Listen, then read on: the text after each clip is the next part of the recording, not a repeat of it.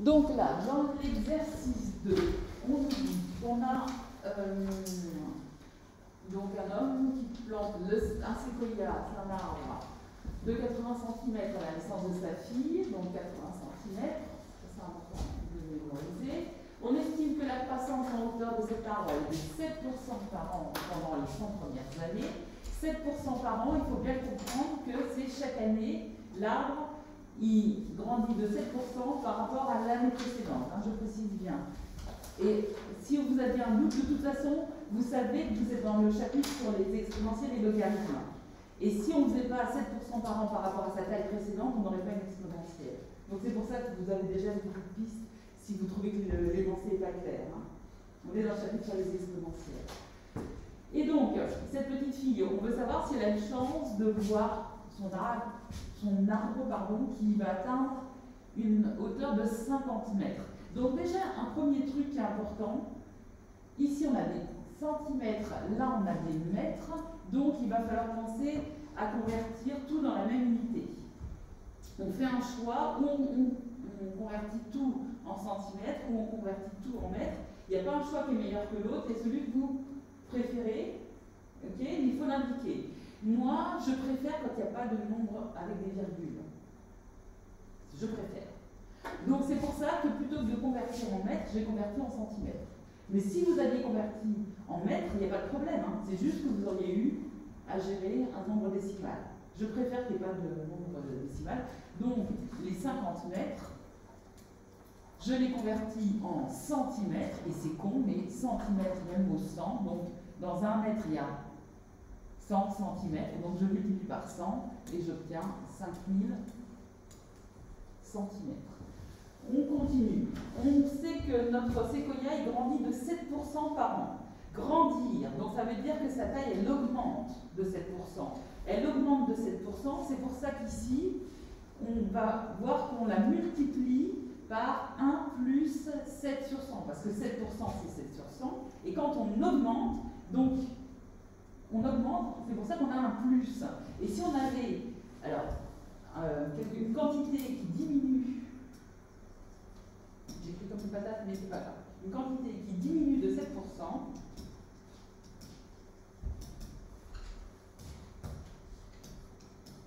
elle est multipliée en fait par quoi?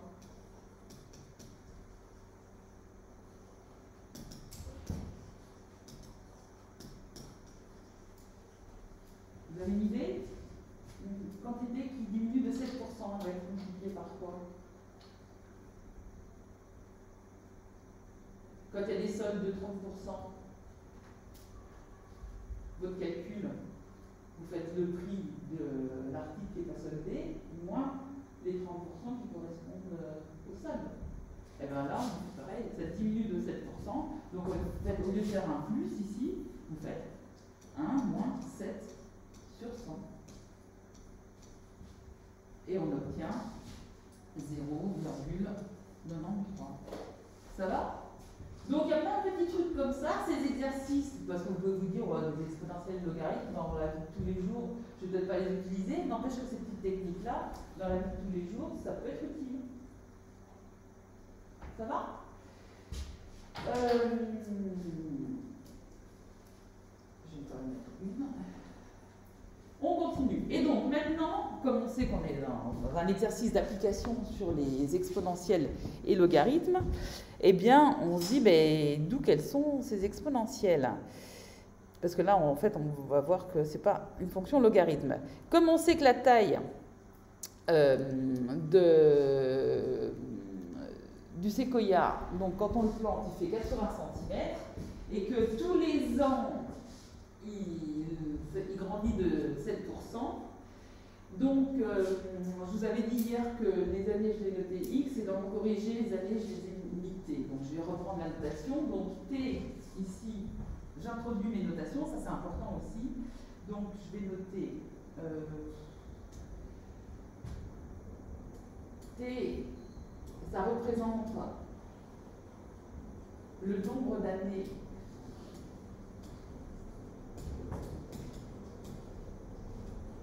après la plantation. Ce sera remis en bas, mais c'est pour que vous compreniez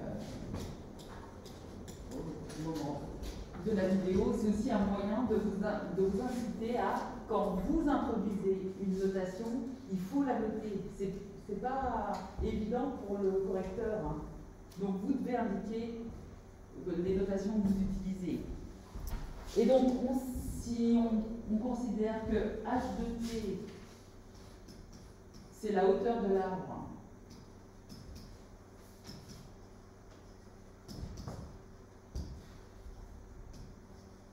après t années, la hauteur de l'arbre après t années,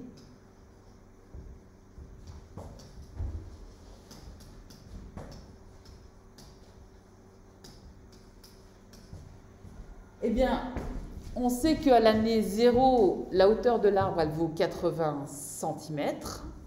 Et comme tous les ans, elle est multipliée par 1,07, c'est pour ça qu'on se retrouve avec h de t qui va être égal à 80 fois 1,07 exposant t. Donc ici, tout va bien? Et donc, vous voyez, j'ai mis ici où t est le nombre d'années depuis la plantaison. Donc, en fait, ça correspond à... on n'est pas obligé de les mettre deux fois, hein. Mais forcément, dans mon corrigé que j'ai préparé à l'avance, tout est rédigé de façon optimale, on va dire. Mais quand vous... Ça, c'est par exemple ce que j'ai mis en orange, enfin ce que j'ai écrit à la main, c'est ce que vous pouvez faire sur votre feuille de brouillon. Et ce h de t représente, ben c'est expliqué ici. Donc vous ne mettez pas les choses deux fois, mais sur votre feuille de brouillon, vous faites les commentaires manuels, là, écrits à la main, et puis après, vous rédigez correctement sur votre copie, en expliquant ces choses-là. Et maintenant, la question c'est, eh bien, la question qu'on se pose,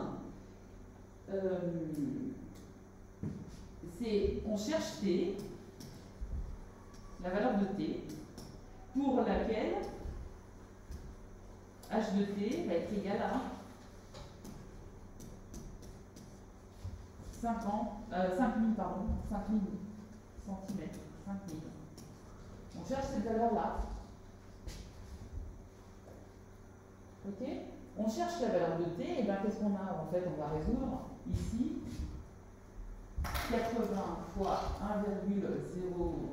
1,07 exposant t égale à 5000. Et donc, on se retrouve avec une équation avec l'exponentielle à résoudre. Ça va? Et pour la résoudre, c'est assez simple, hein. Alors, oups, qu'est-ce que je fais? Donc, pour la résoudre, ici, on aurait dû mettre les conditions d'existence. Mais c'est simplement t appartient à R, les conditions d'existence, et de toute façon, pour nous, t va être positif, hein, parce qu'on ne va pas regarder ce qui s'est passé avant la plantaison. Donc, on se retrouve à devoir résoudre ça. Vous arrivez à comprendre comment je suis passé d'ici à ici? C'est bon? J'ai simplement divisé par, de chaque côté par 80, et 5000 divisé par 80, ça fait 62,5. Et puis après, ben, je dois pouvoir isoler t à gauche du signe égal. Donc, pour le passage de cette partie à cette partie,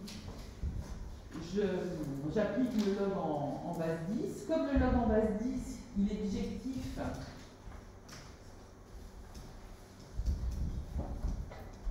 je sais que je vais bien avoir une équivalence. Ok? Si je n'avais pas le fait qu'il est bijectif, je ne pourrais pas mettre ce symbole d'équivalence.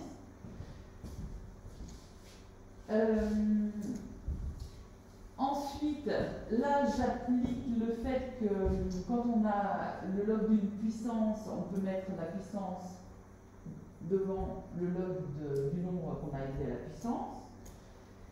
Là, ce n'est pas l'idéal d'avoir le légal de ne pas avoir ce log de 62,5 écrit ici.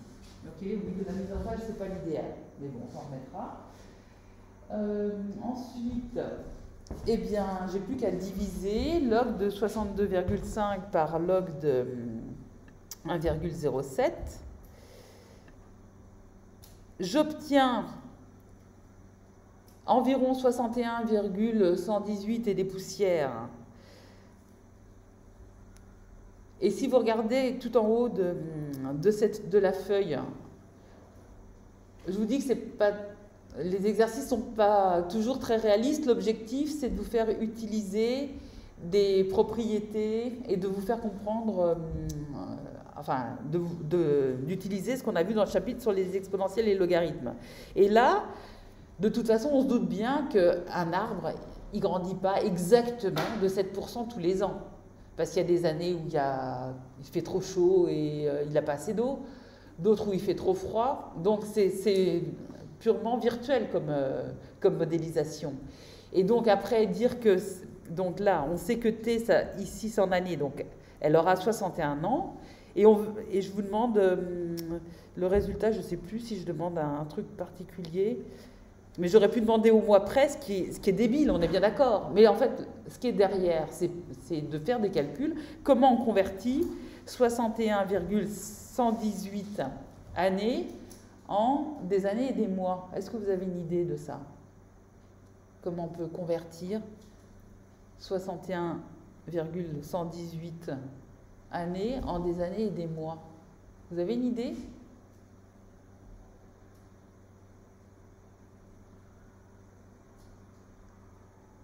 Non? Alors, est-ce que je l'ai fait? Sinon, je vous le mettrai. Eh bien oui, je l'ai fait. Ça tombe bien. Donc, en fait, on prend la partie entière, 61.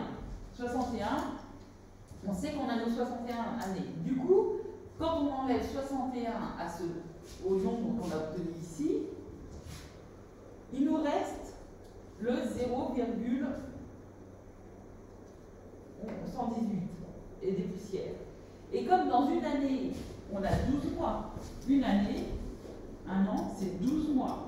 Alors, c'est une précision qui n'est pas terrible parce qu'il y a des mois qui ont 31 jours, des mois qui ont 28 jours, mais de toute façon, comme c'est débile comme question, on fait l'approximation, donc c'est à peu près combien de mois. Et donc, on multiplie ce 0,118 et des poussières par 12, on trouve 1,4. 1,4 c'est plus proche de 1 que de 2, ok? Et donc c'est comme ça qu'on peut conclure que dans un monde parfait, où les arbres grandissent où cet arbre grandit exactement de 7% par an, eh bien la petite fille, elle verra son arbre qui aura atteint 50 mètres quand elle aura environ 61 ans et 1 mois. Ça marche? Ok?